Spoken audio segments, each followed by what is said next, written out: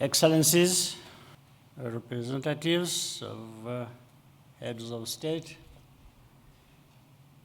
leaders from regional and international organizations, honorable ministers and members of the diplomatic corps, key partners, scientists, and business leaders, distinguished ladies and gentlemen.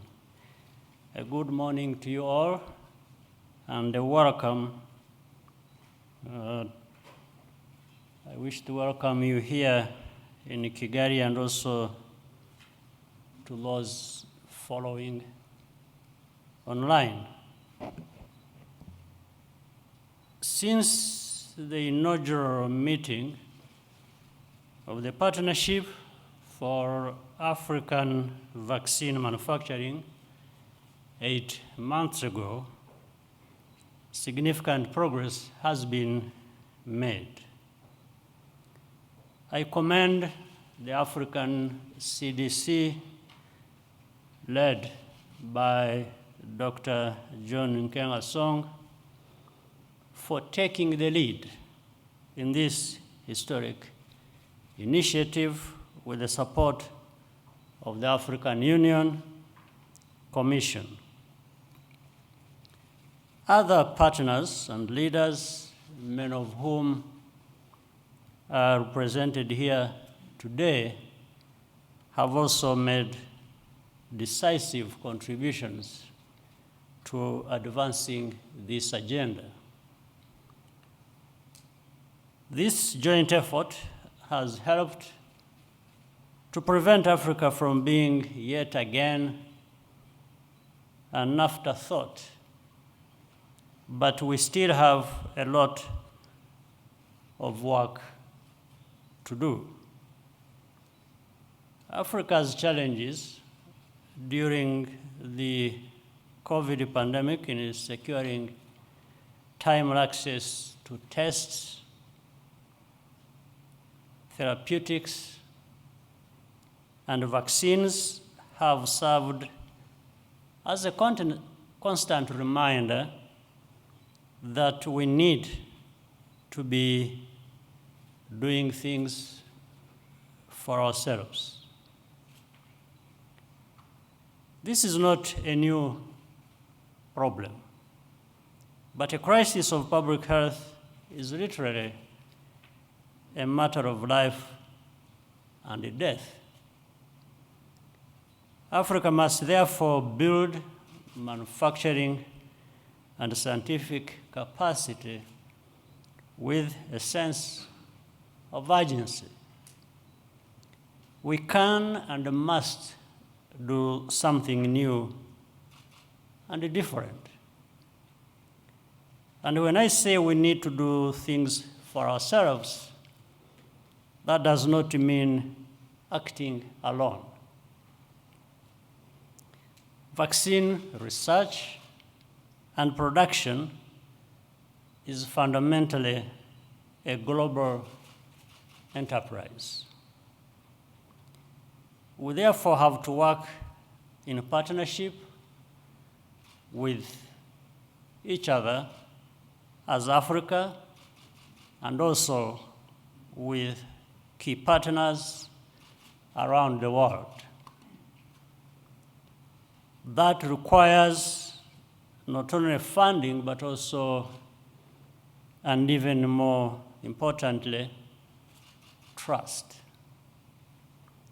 One of the most important developments since our last meeting is the entry into force of the new African Medicines Agency.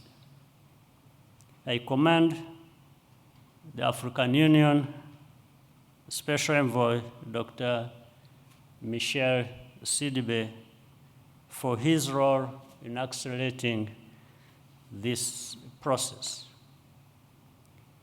It is essential to maintain the momentum and fully establish this agency, without which Africa cannot independently authorize and regulate medicines and vaccines. Producing vaccines on our continent is also an opportunity for trade and investment. That's why the presence here of the Secretary General of the African Continental Free Trade Area Secretariat is so crucial. Rwanda and Senegal have concluded agreements with the BioNTech to begin the end-to-end production of mRNA vaccines as early as next year. These doses cannot be distributed outside our continent, and there will be technology and knowledge transfer to African engineers and companies.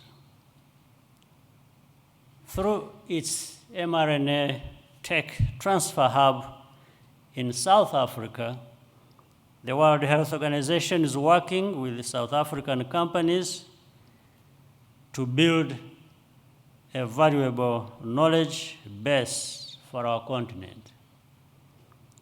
These and other initiatives underway in various countries are evidence of a strong momentum which must be supported and sustained. Because of this terrible pandemic, an opportunity has been created to fundamentally change the pharmaceutical production landscape on our continent. This window will not stay open forever. Now is the time to act decisively and quickly together as Africa and also globally. I wish you a successful conference, and I thank you for your kind attention.